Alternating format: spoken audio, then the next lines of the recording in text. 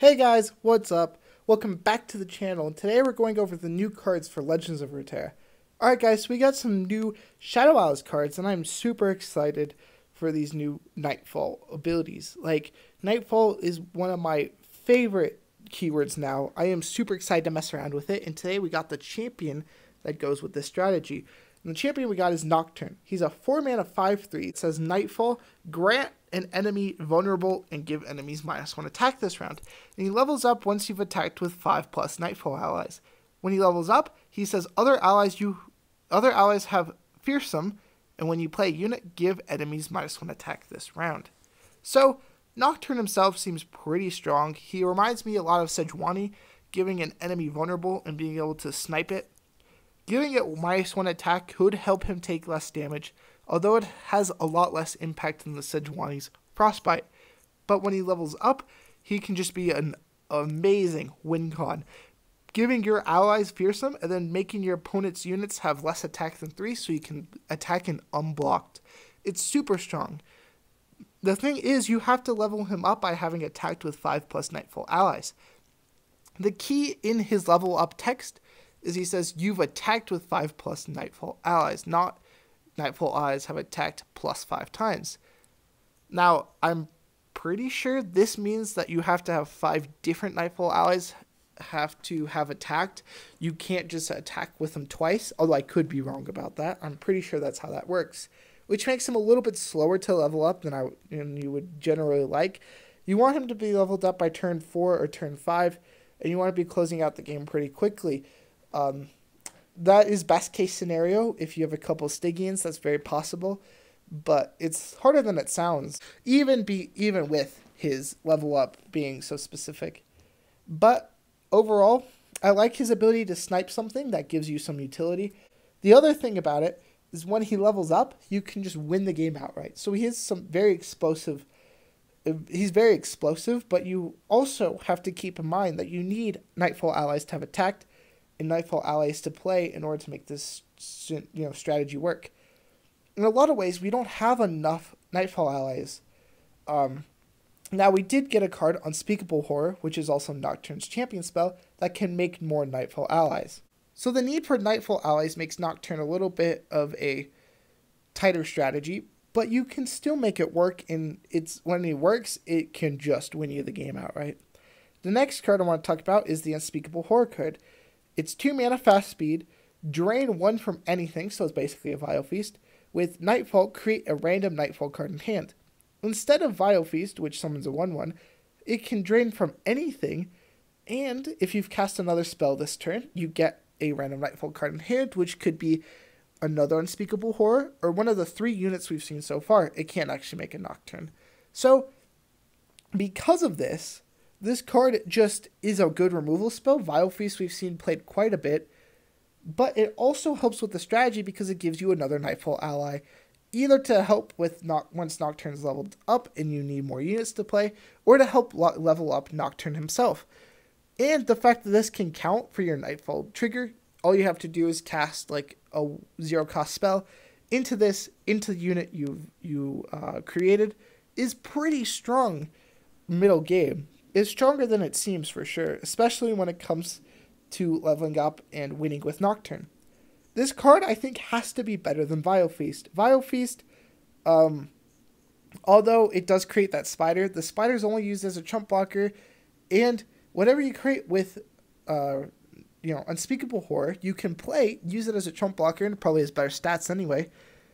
So if you're looking to level up Nocturne or in a slower deck that can afford to play whatever card it is, you're good to go. Unless you're playing a super aggressive deck, like maybe Spiders, you're never gonna, want a unit over card draw. Like a 1/1 Spider over getting Stygian, a Doom Beast, or that horse, I don't even remember what it's called, but that's almost always, no, it is always better than a 1/1 Spider. So I can't see this card being worse than Vile Feast. I actually have to call it better.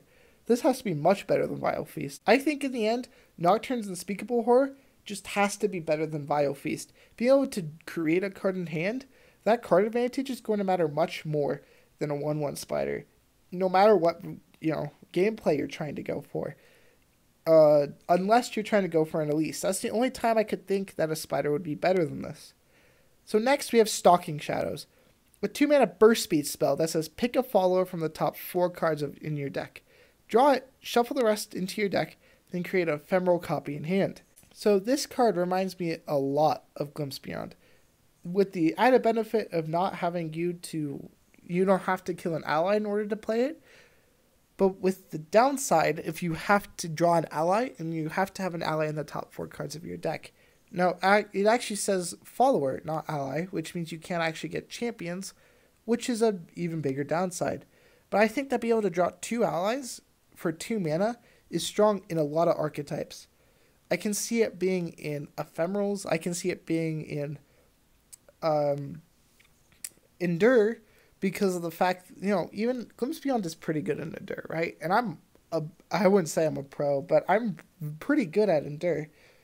But I think Stalking Shadows has to be better in Endure.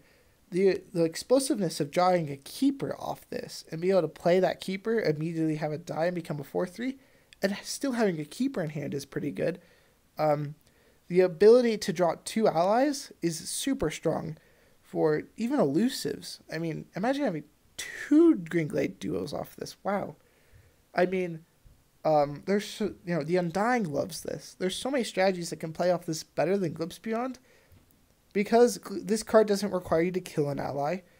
There are situations where you won't get the card draw off Glimpse Beyond, although if you're playing it right, you probably will get Glimpse Beyond every time.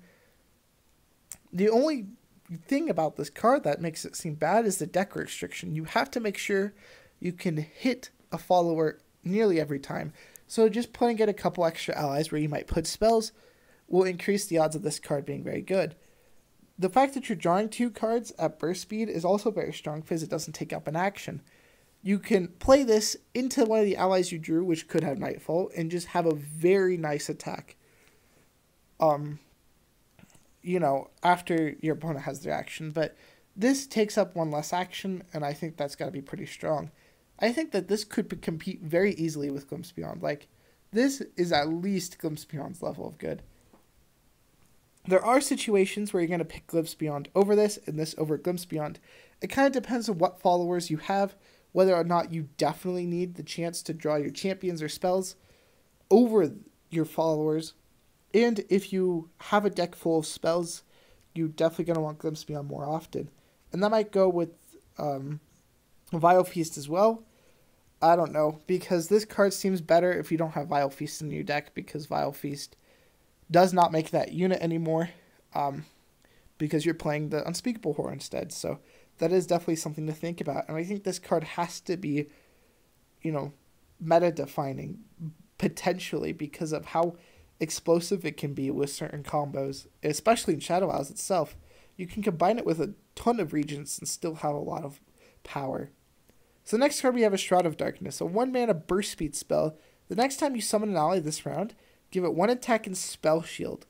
So my first impressions about this card are really just that the spell shield can be pretty powerful, but that it's really just a Nightfall activator, right?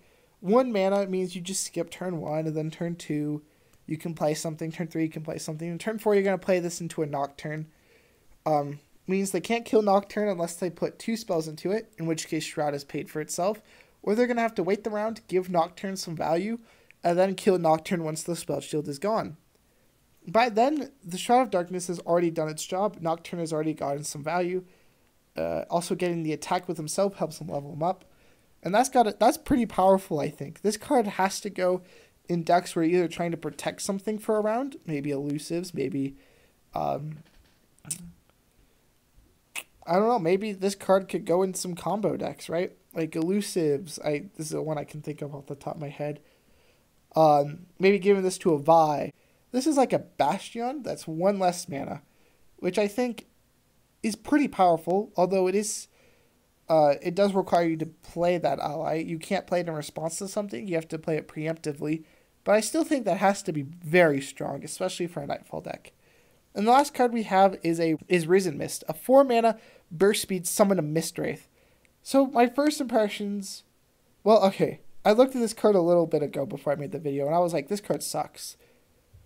But after thinking about it, I realized that Mist Wraiths aren't that bad. This taking up spell mana means you can actually play it for just 1 normal mana, 3 spell mana if you don't have another spell to play. Mist Wraith decks with, Wraith Caller don't usually play that many spells. And so this card can actually have that potential of hitting that slot in the deck. The other thing about this card is it's actually 4 mana for like a 5/2 potentially. And a 5/2 Mist Wraith is actually not that bad for 4 mana. Especially if you're blocking and now can force it, put it up against something while your opponent's attacking because of its burst speed. And you can also burst speed it onto the attacking turn, so you can burst speed this and then open attack still. That's pretty strong, especially if it means you're going to be hitting in 5 extra damage. That is a lot. And that's going to help push the Mist Wraith deck to be more competitive. Although I don't think it's going to have very much potential in any other deck. Other decks are going to have other cards to use their spell mana on, like Unspeakable Horror and Stalking Shadows, and don't really need another creature, especially one that costs 4 mana. Anyway, guys, that's it for this video. I hope you enjoyed. I'm a little bit under-impressed by Nocturne, but once he levels up, like his non-leveled up form is kind of interesting. Not what I expected, but it's still insane when he levels up. Like, that alone has to make him competitive viable because of his ability just to close out games. And I know we're going to see some new Nightfall cards in the future. We have to get the right cards. And if we get some good, viable Nightfall cards, Nocturne can just be insane. Like, all we need is like a 2-drop Nightfall that, like, I don't know. We need something that can do more damage because we need Nocturne to close out the game, and he can't do that very easily if we don't have enough creatures and if we don't already have good damage on the Nexus. So this is pushing Shadow Isles in the right direction of a more aggressive strategy. We just get a couple more good Nightfall cards that can push us over the edge.